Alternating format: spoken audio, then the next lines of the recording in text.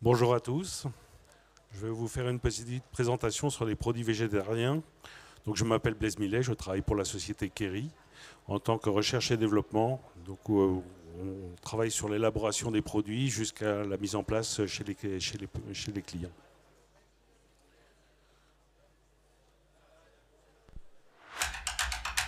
Donc, une petite vidéo introductive sur la gamme Radical. La gamme Radical, c'est la gamme des produits Kerry. The food industry has never seen such dynamic change.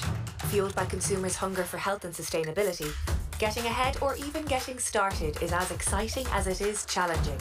To help you find your pace, Kerry brings you Radical, a unique portfolio of sustainable plant-based food solutions that are nutritionally optimized with cleaner labels, delicious tastes and appealing textures to help you craft the kinds of products your consumers crave to satisfy their standards and their taste buds. At Kerry, we know the science of nutrition and the art of taste, inside and out. We have a rich dairy and meat heritage and have been building our expertise in plant-based foods for over 20 years. Partner with us to create a feast for today and tomorrow. Radical by Kerry. Plant-based food never tasted so good.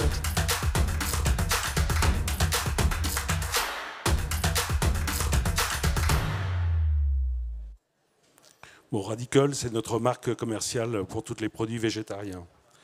Donc on va attaquer par une petite présentation marketing sur les produits végétariens.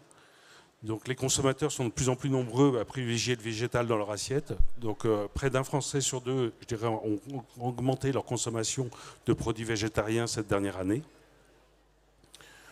En France, c'est l'un des marchés les plus prometteurs, donc avec 820 millions d'euros de chiffre d'affaires, donc ce qui est très très important. Donc on est passé au-dessus de l'Allemagne. Donc, et on prévoit, je dirais, une croissance aussi qui va être plus importante que tous les pays cités là jusqu'à présent, parce qu'on a la croissance est d'environ 10%, donc de 2022 à 2026. La motivation des Français pour le végétal sont multiples, et les motivations sont multiples et complexes. Donc 65% c'est pour le bien-être animal. Donc là, c'est principalement, je dirais, la jeune génération, donc avec les médias qui ont, je dirais, fait beaucoup d'impact au niveau des associations type L214, a publié des vidéos trash d'abattage d'animaux. Donc ça a beaucoup impacté, je dirais, la consommation de la jeune génération et qui s'est beaucoup dirigée sur des produits végétariens. Donc le 64% pour un impact environnemental réduit. Et puis sinon le 50% parce que les produits végétaux, je dirais, sont considérés comme plus sains, plus nutritionnels et meilleurs pour la santé. Donc ça, c'est beaucoup pour les catégories CSP++ et pour plus surtout les consommatrices. Donc ce qui nous intéresse essentiellement, ce sont les flexitariens, donc parce que c'est vraiment, je dirais, la grosse partie des consommateurs de produits végétariens, parce qu'ils représentent 35%.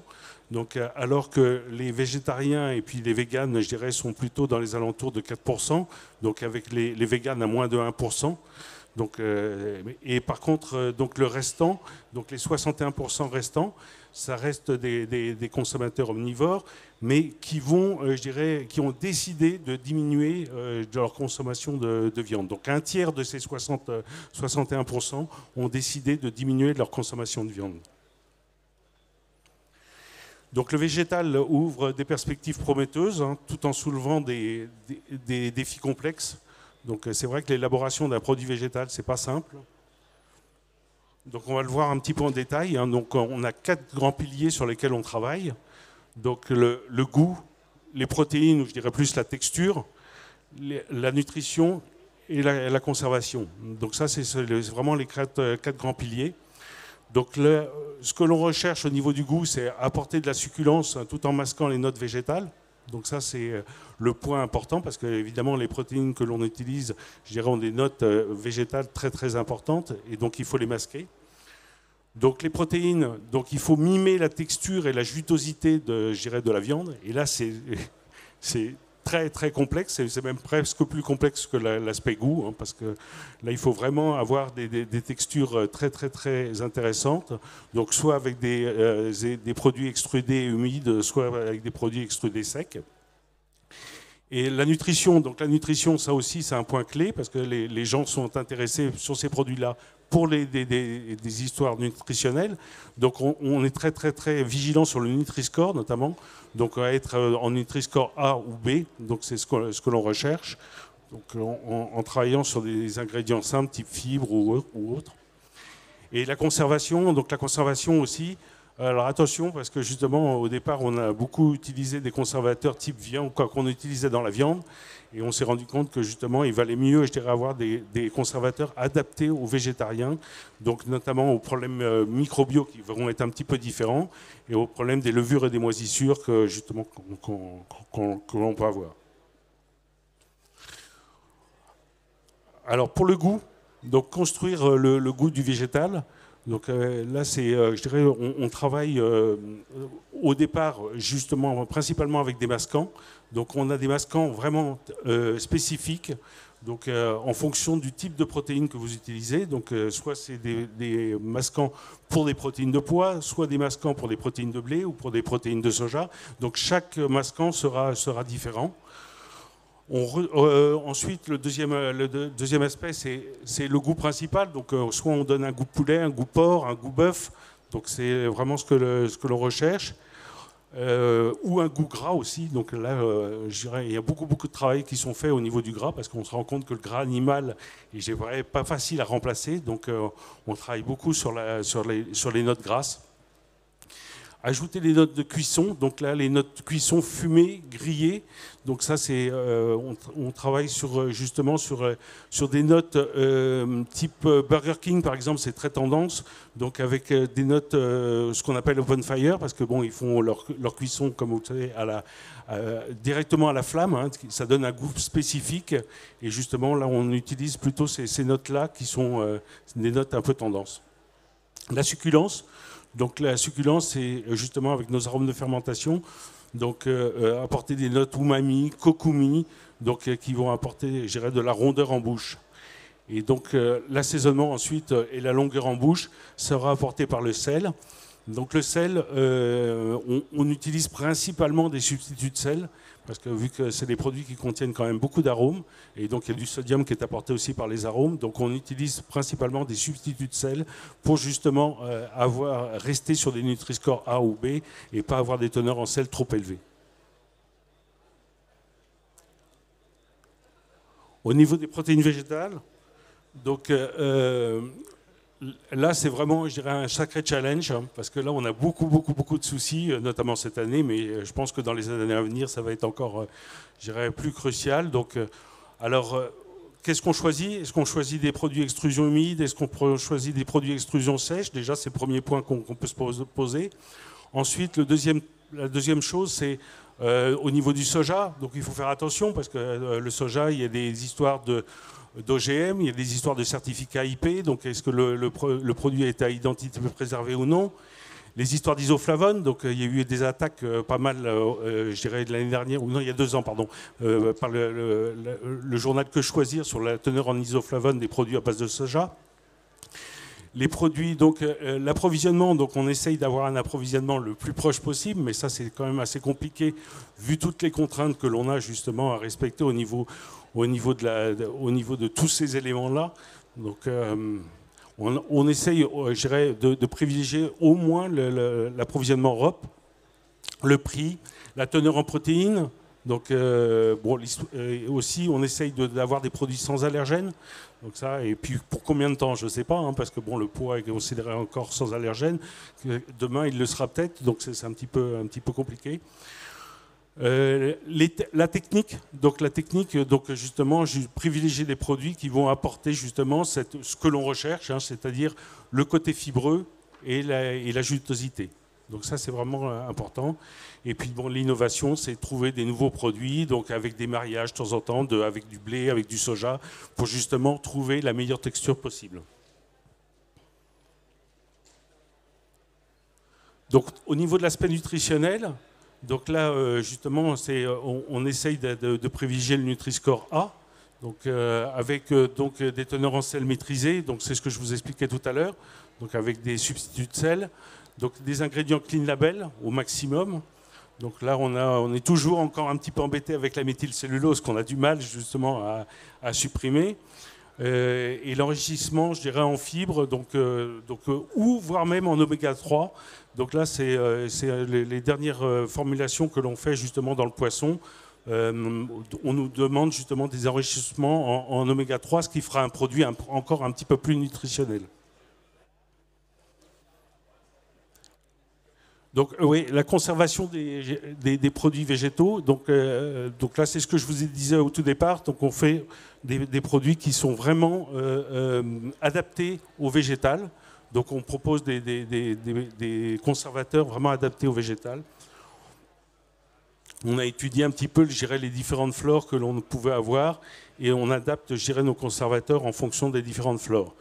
Donc vous aurez une présentation demain à 10h, là justement, plus axée sur tout ce qui est conservation, donc assurée par Nicolas Bégon. Donc là, au niveau de Kerry, donc bon, plus rapidement, parce que j'ai plus beaucoup de temps. Donc le goût, donc les solutions, je dirais, arômes de fermentation, les notes fumées, les notes grillées, donc apportées par les sociétés Zesty ou des notes comme ça. Donc ça, c'est ce que l'on travaille. Les protéines, donc on a, je dirais, on peut proposer des protéines de blé, des protéines de pois, des protéines de soja, des mélanges blé-soja aussi. Donc soit sous version humide ou version sèche.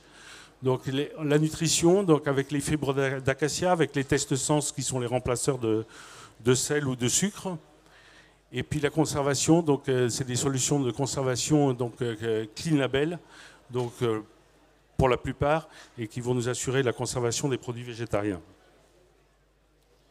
Donc je vais vous présenter pour finir une petite vidéo sur les produits que le chef Truman peut proposer, donc différents burgers adaptés aux différents marchés que l'on I'm going to take you on a culinary innovation journey around the globe to experience the world of plant-based in a way that you haven't seen before, and to show you how Kerry's radical approach is transforming the category. So let's start with a regular, traditional burger build, and the radical toolbox is in full force. Our textured plant protein and cooking method flavors bring a succulence and meaty depth to the patty, and blending our plant fat systems with our clean, sustainable smoke technology and encapsulated fat flavor systems bring an authentic smokiness, succulence and meaty depth to the plant-based bacon. And finally, we pull on all of our dairy heritage and expertise to build vegan proteins that bring a class-leading stretch to our cheese. But that only reflects where the plant-based category is today. Let's look at the future. Let's look at the innovation and how Radical will continue to transform the category. So staying in the USA, there's nothing more iconic to meat eaters than American barbecue, and our plant-based version doesn't compromise on this taste standard. So let's replace the standard burger bun with a pretzel bun, utilizing the Radical vegan protein glazes for a freshly baked shine without the use of egg. And let's swap the burger patty from the traditional burger build for our plant-based hickory smoked pulled pork, leveraging our smoke and grill technologies. And finally, let's bring in a zingy plant-based pepper jack cheese and our spicy plant-based egg-free firecracker ranch dressing. And this is a build for the next generation of plant-based. Are you ready to jet set? I think we all are ready to get back to traveling. And traveling is so easy with the Radical Toolbox as our portfolio flexes for global and regional tastes. So we travel with us across the Atlantic and into the Mediterranean, swapping that pretzel bun from the USA to an Italian focaccia. And next, let's remove that smoked pulled pork and bring in something lighter, a plant-based white chicken and herb burger that uses our ultra-clean succulence technology so that it's juicy every bite. And then top that with a creamy, rich, soft, plant-based mozzarella slice and a fresh and herby plant-based pesto utilizing our clean protein, functional texturizers and encapsulated taste technology. And finally, one last stop on our tour, Asia, a region introducing the new frontier of plant-based, blending traditional recipes with the culinary wonderland of modern Asian cuisine. And we've saved the best for last, Japanese tonkatsu, a regional favorite, loved by both locals and visitors alike. So moving from Italy to Japan, let's swap out that herb chicken patty for the iconic plant-based version of the panko crusted pork cutlet, leveraging the Radicle technologies to mirror the juiciness and rich notes in a natural pork fillet. And utilising our plant-based dairy taste capabilities, we can then swap out the pesto for an authentic Japanese plant-based yum-yum sauce. And wrap it all up by swapping the Italian focaccia for a bright matcha bao bun, utilising Radicle solutions for dairy replacement in the bake process, for that visual excitement that comes with Japanese cuisine. So, thank you for setting sail with us on our global culinary plant-based journey. From today's plant-based burger all the way to the plant-based category of the future, I think we can all agree the plant-based category of the future needs the Radicle portfolio, an expansive toolbox to manipulate the sensation, the flavour, the colour and the texture, all for innovative experiences for tomorrow's consumer. Ouais, je dirais juste un petit point supplémentaire. Il y a un gros intérêt aussi de mettre ces produits-là, ces produits végétariens avec de la chapelure. Donc déjà, ça diminue le coût. Et puis ça apporte un côté crispy qui est très très intéressant. Donc je pense au niveau de la loi Egalim, etc. Pour les cantines scolaires et tout ça, vont faire des cordons bleus végétariens ou des nuggets végétariens. Ça peut être, je dirais, une solution d'avenir. Je vous remercie.